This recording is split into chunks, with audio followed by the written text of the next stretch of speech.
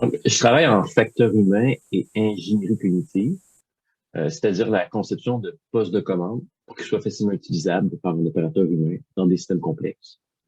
Le principal artefact, le principal objet d'étude de mes travaux, c'est le poste de pilotage, où je conçois un meilleur cockpit d'avion, faciliter le travail des pilotes.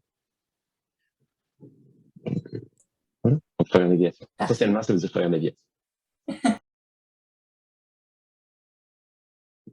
Parce que commettre une erreur pourrait être catastrophique et coûter la vie à des centaines de personnes. On l'a vu récemment avec les accidents du Boeing 737 MAX.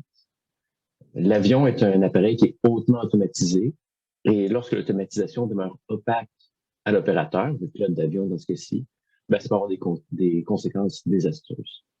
Donc, au contraire, il faut être capable de développer une transparence, une compréhension des systèmes automatisés par nos opérateurs humains pour vraiment augmenter la capacité humaine.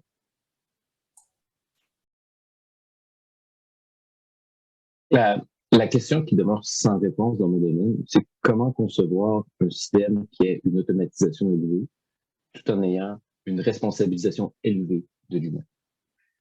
En ce moment, la plupart des systèmes qui sont hautement automatisés ont une logique qui est opaque ou difficilement compréhensible à l'opérateur. Ça crée souvent en fait un sentiment de surprise lorsque l'opérateur doit reprendre le contrôle dans les situations inattendues. Pensons au sentiment de surprise lorsque l'autopilote d'une voiture autonome se déconnecte. Au contraire, on devrait pouvoir développer des systèmes qui offrent une transparence puis une bonne coordination entre l'humain et l'automatisation pour pouvoir augmenter leur capacité tous les deux. Dans mes temps libres, je pratique la course à pied. Donc, été comme hiver, je sors à l'extérieur pour courir. Mon seul souhait, c'est de pouvoir le faire plus souvent. C'est ce qui m'en fait plaisir.